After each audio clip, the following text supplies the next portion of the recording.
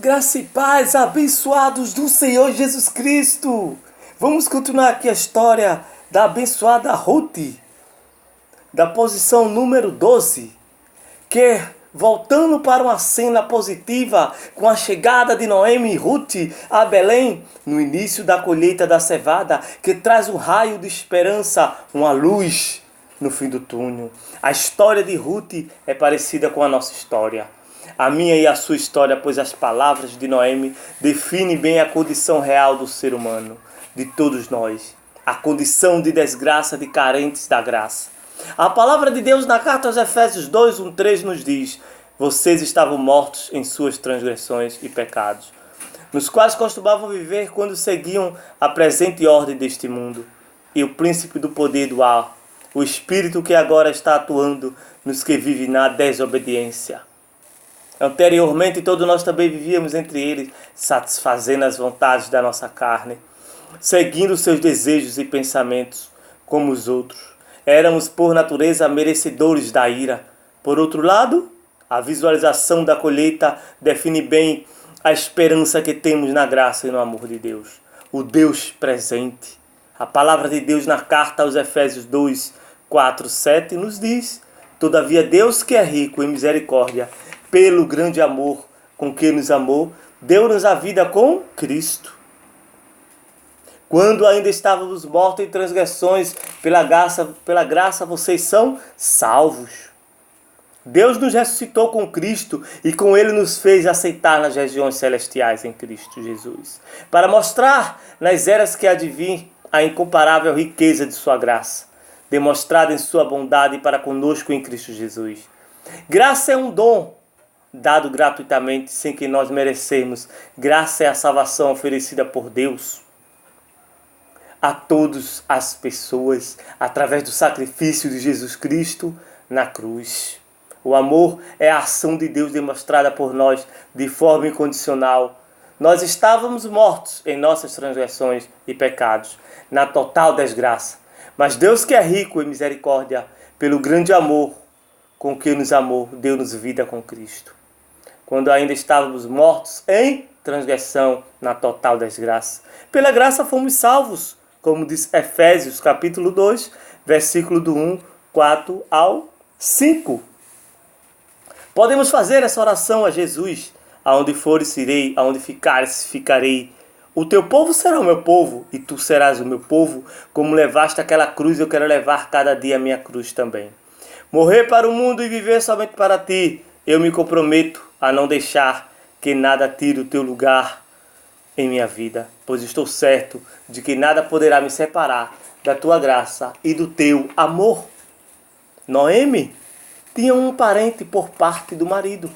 Era um homem rico e influente, pertencia ao clã de Elimeleque e chamava-se Boaz. Ruth, a moabita, disse a Noemi: vou recolher espigas no campo daquele que me permitir. Vá, minha filha. Respondeu-lhe Noemi. Então ela falou e começou a recolher espigas atrás dos ceifeiros. Casualmente entrou justo na parte da plantação que pertencia a Boaz, que era do clã de Elimeleque. Naquele exato momento Boaz chegou de Belém e saudou os ceifeiros: o Senhor esteja com vocês. Eles responderam: o Senhor te abençoe. Boaz perguntou ao capataz dos ceifeiros: a quem pertence aquela moça? O capataz respondeu: é uma moabita que voltou de Moabe com Noemi, como diz em Ruth capítulo 2, versículo do 1 ao 6. Ruth sai para colher espigas. Naquele contexto, aos necessitados era permitido pegar as espigas que caíam pelo chão. No livro de Levítico 13, 22, 19 e 9 e no Deuteronômio 24, 19, Deus já havia decretado na lei a provisão para os pobres e necessitados. Podemos até dizer, em tom de brincadeira, Deus pensou em tudo o que nós achamos que por acaso, para Deus é providência. Ruth então vai fazendo o seu trabalho para quem possa ajudar a sua sogra com a alimentação. De repente, o inesperado acontece. Ela entra na propriedade, na parte da plantação que pertencia a Boaz, parente do falecido, esposo de Noemi, e inesperadamente Boaz chegou da cidade e entrou no celeiro. Ruth estava lá. E inesperadamente chamou a atenção de Boaz, que logo perguntou aos seus empregados quem era aquela mulher. Que situação interessante. Ruth já estava bem conhecida na cidade por causa de Noemi. Para nós, muitas coisas que acontecem podem ser inesperadas, mas para Deus não é. Pois Deus, ele é o quê? Deus, ele é onisciente, onipotente, onipresente. Então ele sabe o que vai acontecer no futuro. Ele está sempre agindo no seu tempo certo, na hora certa. Ele nunca chega atrasado. O que nós chamamos de tempo inesperado, para ele é o tempo determinado. Algo estava começando a acontecer naquele simples momento, algo inesperado, que mudaria a vida de Ruth e marcaria a história. O Deus, Elohim, que tem o controle de tudo. O que fazer quando o inesperado acontece? Quando somos pegos de surpresa, existe alguma coisa que aconteceu com você inesperadamente? Existe algo que você está aguardando? O inesperado de Deus em sua vida? O mais sensato é termos a firme convicção que tudo vem de Deus. E a grata satisfação pela maneira inesperada dele agir em nós. Podemos citar o texto da carta aos Romanos 8:28 como exemplo do cuidado soberano e inesperado de Deus na vida daqueles que o amam e que ele escolheu para si. Que todas as coisas estão juntamente cooperando para o nosso bem. E o lindo Salmos 23:1 que diz: o Senhor é meu pastor e nada me faltará. E as belas palavras de Paulo em Filipenses capítulo 4, versículo 19: o meu Deus suprirá todas as nossas necessidades, assim como ele tem suprido a minha necessidade, de acordo com as suas gloriosas riquezas em Cristo Jesus. Disse então Boaz a Ruth: ouça bem, minha filha, não vá colher noutra lavoura, nem se afaste daqui, fique com minhas servas. Preste atenção onde os homens estão ceifando e vá atrás das moças que vão colher. Darei ordem aos rapazes para que não toquem em você. Quando tiver sede, beba da água dos potes que os rapazes encherem.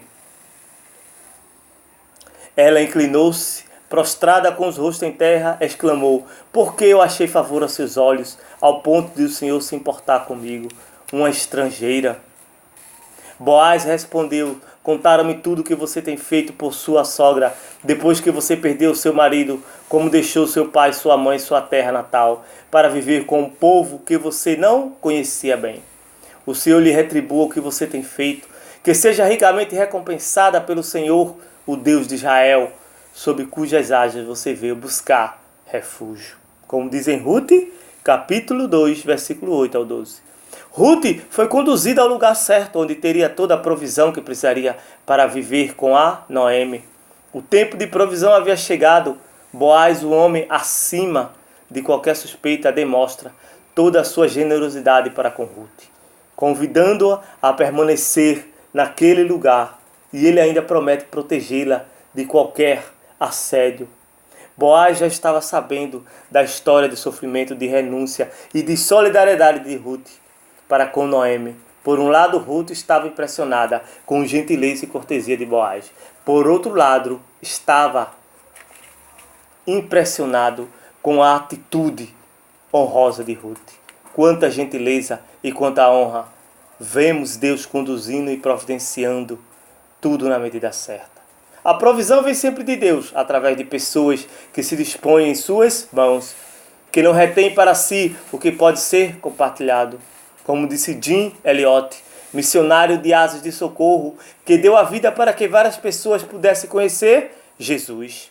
Não é tolo aquele que dá o que não pode guardar para ganhar aquilo que não pode perder. Deus nos leva ao lugar certo, ao tempo de provisão. Ele é o jovem Jirei, o Deus da provisão.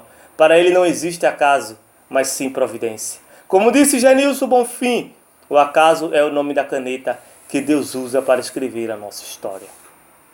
O que fazer ao procedermos, ao percebermos a provisão de Deus? Ele usando meios para cuidar de nós? Vamos refletir a cada dia isso. Onde estava com uma grande necessidade e de repente viu de maneira tão especial e milagrosa a provisão de Deus? Existe alguma necessidade que você está passando que precisa da provisão de Deus? O mais sensato é fazer a nossa parte e confiar que Deus, a seu tempo, irá nos dar sempre a provisão que precisamos. Isso me remete a um texto lido da Bíblia, no Evangelho de Mateus 6, 19 e 34.